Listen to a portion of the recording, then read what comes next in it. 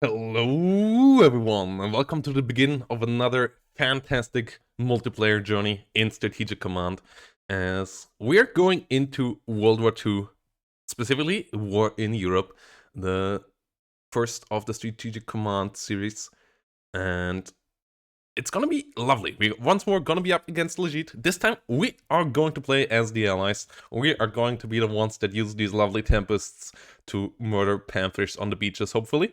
And he is going to play the Axis after our fantastic World War I run that was clutch until the last minute. We wanted to do another series, but we didn't want to do World War I again.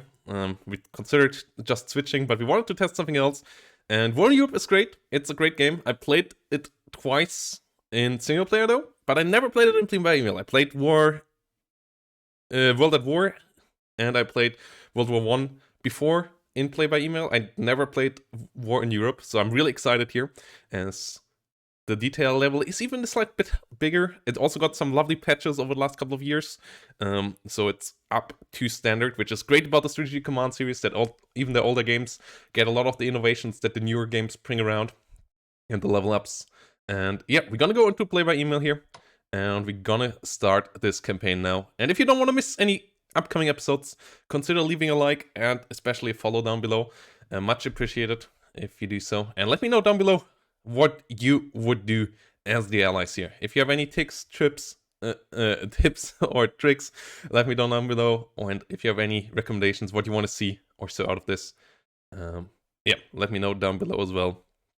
As we're gonna go in here now. Obviously, Axis have the first turn here once more, and we have to wait here. Okay. Yeah, Axis first turn will be played. We obviously gonna watch that. So let's go in here.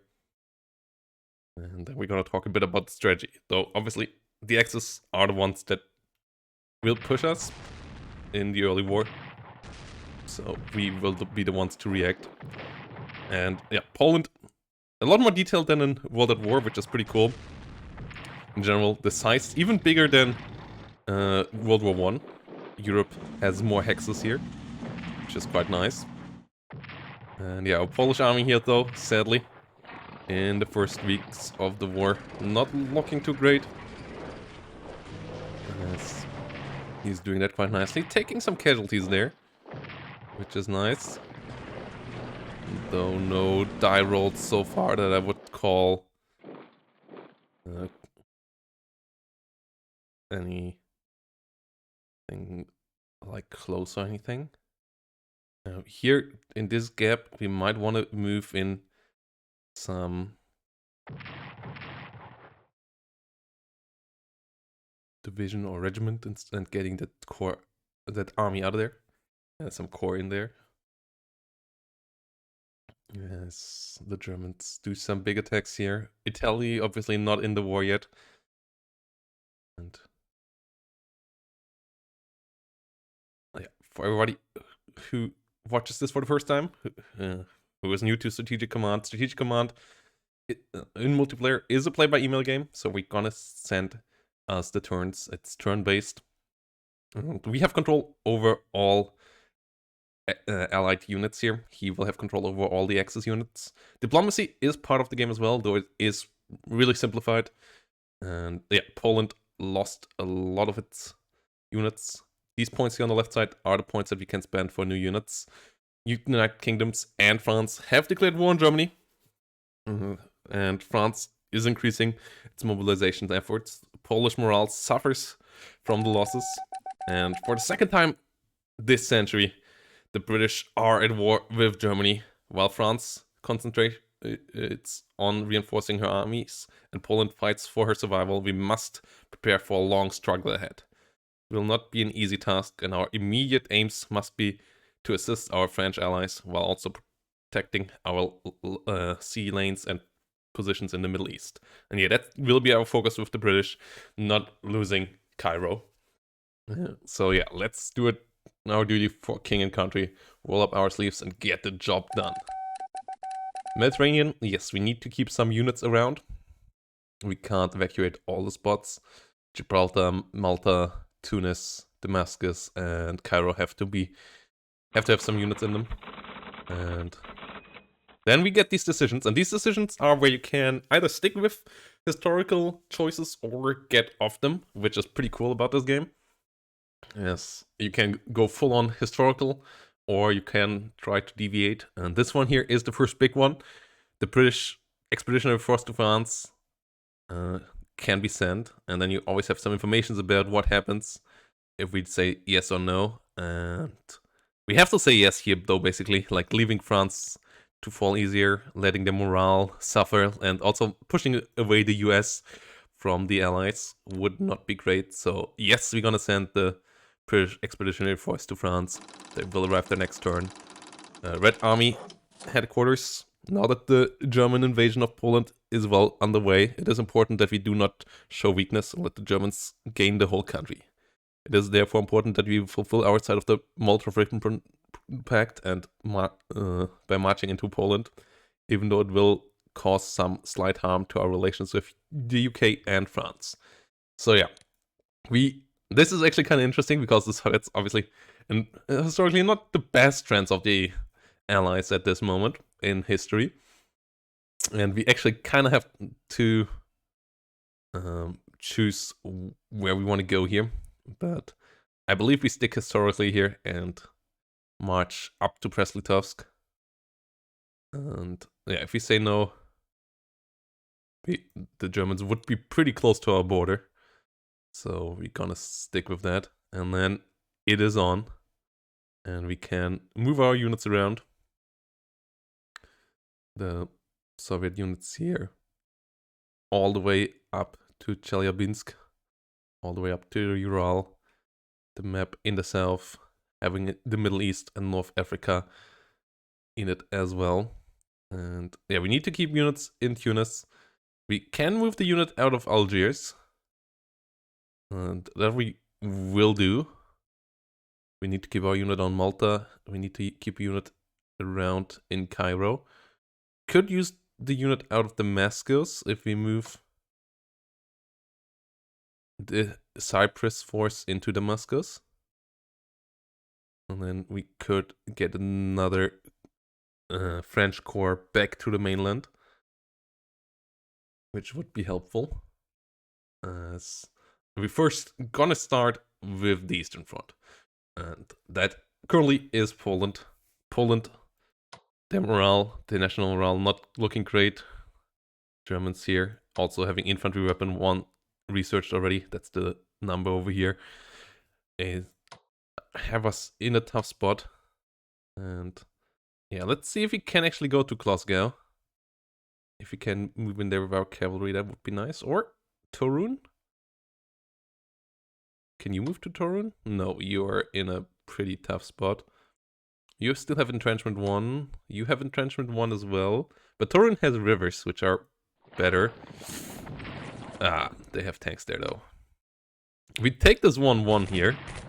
If we get that. Okay, it was a 1-2. Not great, but it is damage. And here... Are there units in Breslau? There is a headquarter in Breslau. Let's try to attack that.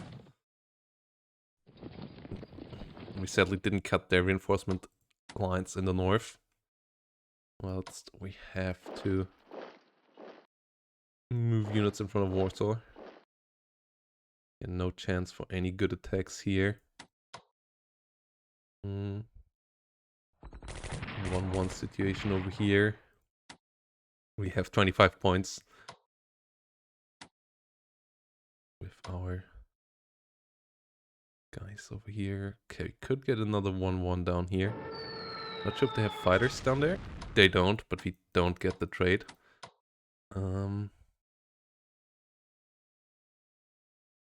Yeah, you're entrenchment 2 at the moment. Oh, we can actually get you up to Breslau as well, but that's not an attack we want. Okay. Krakow.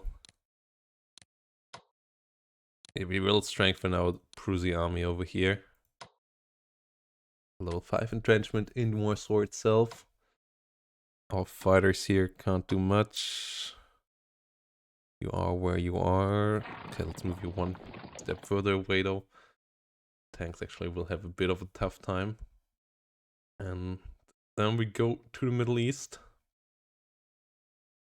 where we have some ships. These lines indicate that we ain't allowed to send more units in here. Yeah, these are some rules to make it so that you can't cheese Italy. Like, if you send amphibious units towards Italy, they will start to mobilize. And if you send too many naval units in here, they will start to mobilize as well. We have some submarines down here. Those will be helpful. But they are actually on strength level 5, and we can't fully repair them up here. So actually, let's... let's move them through the Mediterranean back home. Yeah, we sent this home so that it can get fully back up to strength. The rest here is all at full strength. This can stay down here. It's not really worthwhile. Shipping, we have 90 points with the French. That is not enough to do any research. We could purchase a garrison or a cavalry division. Both not really worthwhile either, though. And we will ship this one out of Algiers soon. You're really hamstrung for points here, especially if you compare it to World at War, where you have most of your forces at 10 strength because the front line is shorter and stuff. This is absolutely not the case here. We will actually send our strategic bombers up to Norwich. We could potentially strike Wilhelmshaven from here, I believe. And we're gonna do that if we can.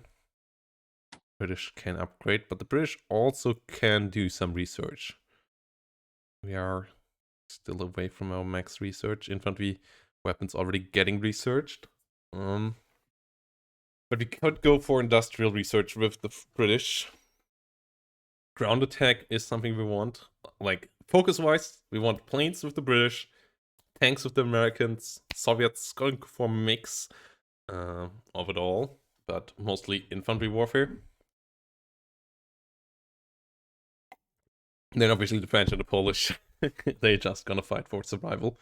Infantry warfare will be important with the British as well. I believe this might be the first thing we go for. Armored warfare. Yeah, already the first interesting choice here. Naval weaponry, we're already ahead of our opponent. Anti-tank could be interesting, but not really the thing for the British. So, yeah, having stronger infantry could be really nice. Aerial we already have. Naval we already have as well. Industrial is obviously the long-term thing. But having early on better morale on all infantry could really be helpful against the Italians in North Africa once that breaks out. And potentially even against the Germans in France already. Gonna move this one behind the front line here. Gonna switch them out next turn. Metz is where we need to invest into strengthening for sure.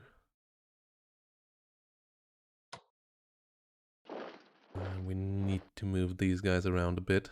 No attacks onto Metz yet, so they don't seem to go for the Maginot Line directly. At least not yet. Up here,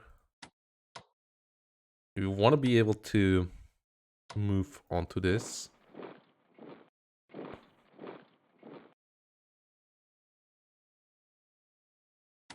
Well, the coast will be secured by the British, so we can move you south. We have a fighter that we potentially can upgrade. Yeah, that's nice. British fighter can't be upgraded yet. We can already move it to the continent. And then we have important naval duties here. Americans can't do much yet. They will come in when they come in. Let's move our destroyers out already. Let's raid the German merchant shipping from Norway to Germany from the get-go. We will position this heavy cruiser down here.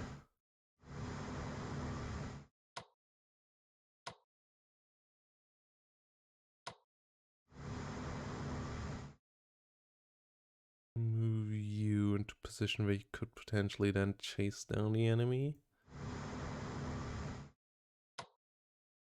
Heavy cruiser moving up here as well. I don't believe there will be an early selling out of the enemy fleet. But we don't know. What we really lack is destroyers early on. French destroyers. Oh, enemy submarine already here. They also have 2 raiders. Right. They also start with 2 raiding ships. We know that there will be raiders in North Sea already. Okay, this is interesting. Enemy submarine dives away.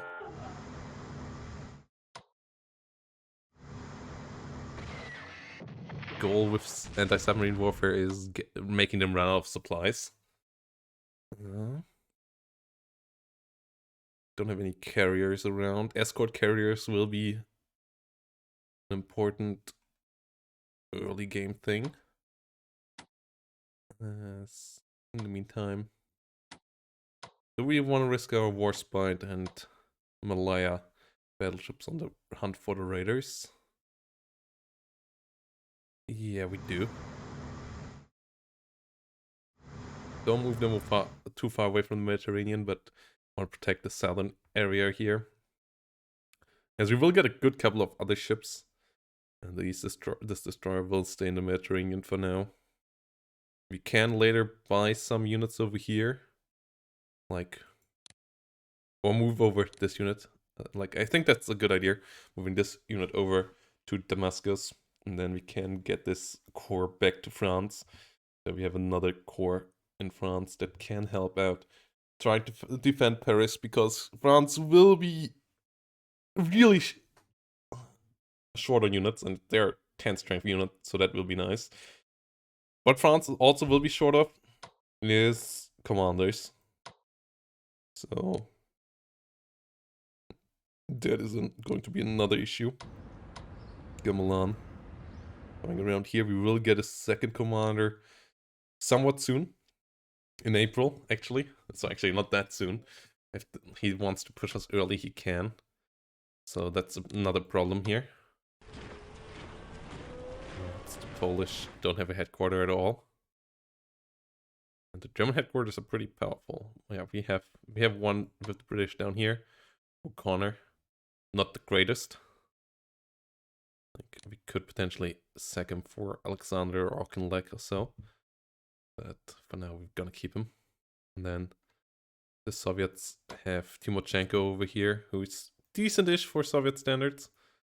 Also can't sack anybody here yet. In the Soviet Union, we gotta start moving units around a bit as well. I don't believe we will ever get naval invaded back there. So that corps can start moving. This Stalingrad front line needs to move forward as well. We don't have any engineers yet. I believe we will get engineers, well, yeah, in October. Those will be important. Those will be able to build our major defensive line. And my idea for the defensive line is the here between Orsha and Gomel, and then down the Dnepr river down to Kherson. So we will try to build a second engineer if possible. Not quite sure if we actually can do that. I believe we can afford. Yeah, we could get a second engineer. They are not cheap though. but they will be really helpful in building up some defensive forces here.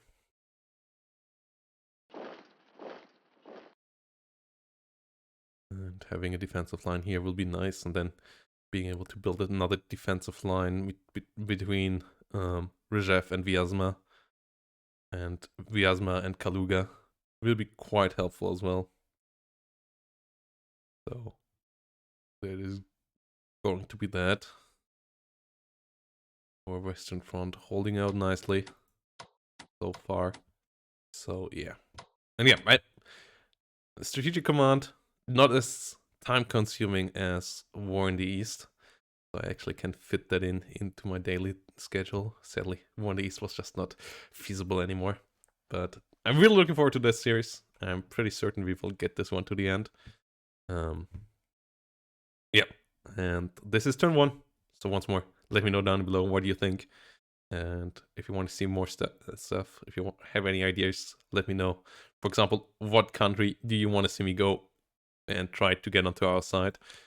Sweden and Turkey, I believe, are the strongest ones and the most important ones as well. Sweden can help out quite big in the north. Turkey, obviously, insanely powerful, can crush into Bulgaria, and Greece, or the other way around, can crush into the Caucasus and into the Middle East and wreak havoc there. Plus, economically and military-wise, also quite powerful. Outside of that, there's some action to going around Yugoslavia, I guess. Norway is a potential. Spain, obviously major. And Switzerland can be interesting as well. So, not super easy either. But yeah, Spain, obviously major one as well. And yep, that's it. Gonna end the turn here. And see how this all will go. So we'll suffer attrition up north. Norway not so happy about us raiding there. Operation Picking, though, was successful. So we get the Polish destroyers. And then, there you can see, income in this really not that high. So we're gonna see how that all goes. And then I see you in the next time. Thanks for watching, and have a great day.